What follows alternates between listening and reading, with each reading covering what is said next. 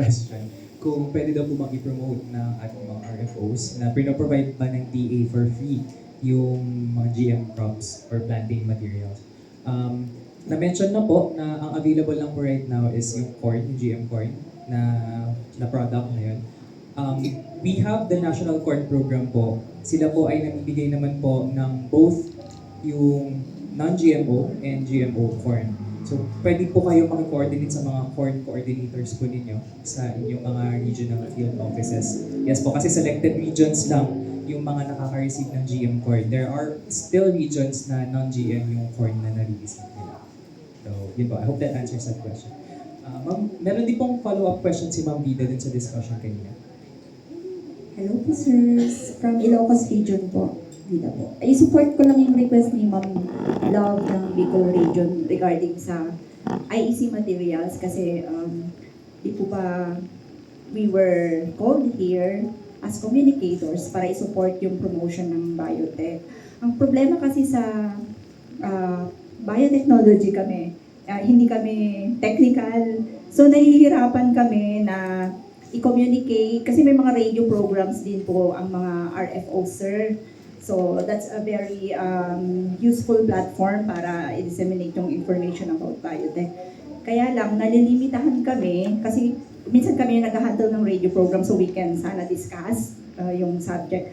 Nalilimitahan kami sa pagka technical nung mga terms, mga So kung meron lang sana kaming mga reference materials na very easy sana na mai-discuss din or laymanize na siya. Ano ba yung mga very simple na communication materials like myths and facts, mga gano'n na pwedeng maging beginning na discussion about biotechnology. And as to yung sabi, merong mga downloadable, kasi nagkakandak po kami ng info caravan. Kung ida-download namin, tapos kami yung magpe-print, syempre wala kaming pondo. So sana printed copies na siya, yung hard copies na siya na pwede naming madala sa aming mga info caravans at may tulong na ma-disseminate sa public pag may mga ganong activities kami. So yun sir. Parang kailangan nyo resource person, not just sila. Siguro at the end of this event, kahit siguro si Rain na tinuro ko na si Rain, volunteerism. Kahit yung available na resources, like, syempre ibibigay namin, mabibigay yung ibang resource person. Then i-compile na lang ni Rain, then ikakalat niya sa lahat ng attendees. At least yung initial kasi virtual or electronic copies. We understand na maganda may physical, so problemahin natin after the event kung paano magre-reproduce, I think. Pero at least pag uwi nila, dala na nila yung mga links na kung saan nado na lahat na kaya natin i-offer sa ngayon. Siguro makikita din natin kung ano pang kailangan natin gawin. But I'm pretty sure sobrang dami na ng resources na makukuha natin ngayon. Marami. Isaan. Also ma'am, as a fellow communicator, naiintindihan ko po kami yung sinasabi ninyo na it's actually really hard to translate yung complex biotech concepts, gene editing, and the like. Nagbe-build up naman po tayo doon, ma'am. For today, ang focus po natin is yung more on introductions ng po siya. And then tomorrow po, we can focus more on the communication aspect po of our workshop. And hopefully, mas masagot po namin yung mga questions na ni-raise natin today. Kasi reviewing po yung ating mga Slido questions, there are questions na we believe will be better answered po tomorrow sa ating mga RPs po na nakafocus din talaga sa science communication. Okay po. Any other questions po? Ayun, meron na po tayo. From Sir Orel. Address ko po kay Dr. Ray. Formalin kung di tama yung mga terms ko. Yung nabanggit ng kanina, Dr. na genome sequencing ba yun? Kasabay po ba yung magiging nutrient value ng plant na ma-alter din sa ganong process?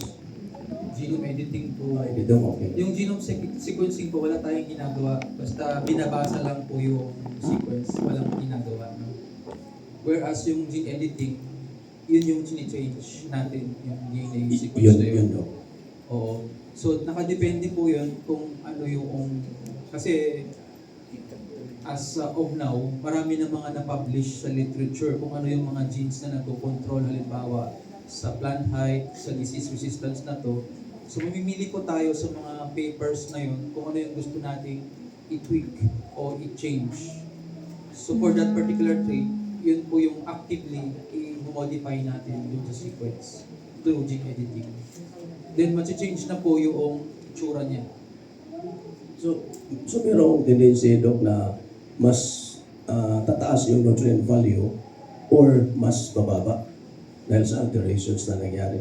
Ayun. Yun nga po, sir. Depende po sa gene na i-modify natin. Kung yung gene na yun ay related dun sa nutrient, magkakaroon po ng change in nutrient value. Pero kung yung trait naman na yun, yung gene na yun ay related naman sa disease resistance, yun yung i-expect nating magbago. So nakadepende po palagi sa kung Kung ano ano yung Specific gusto po pala. mong ano. Yes po, exactly. Thank you. Oo. Yun po yung right terminology, precision at saka specificity.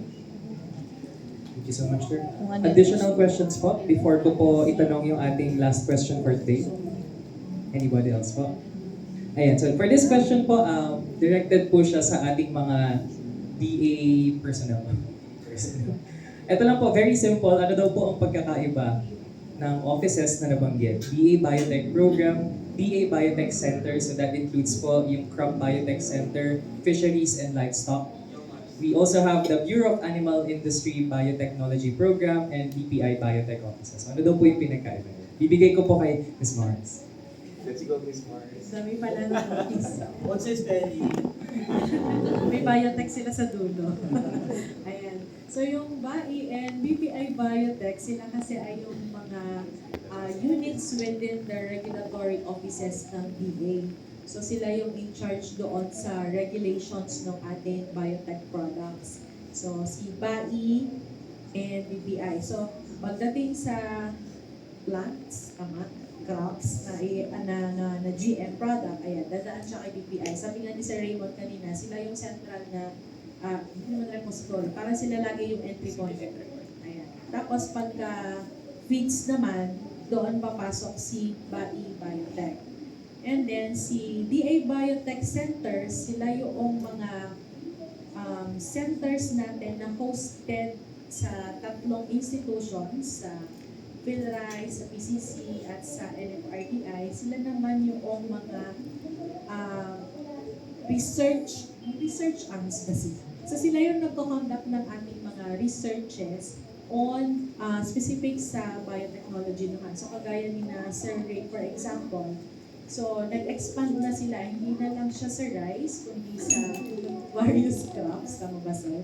Various crops na pwedeng gamitan ng biotech tools. So for example, yung sa gene-edited na rice, sa Corn, onion, sa corn, sa onion, etc.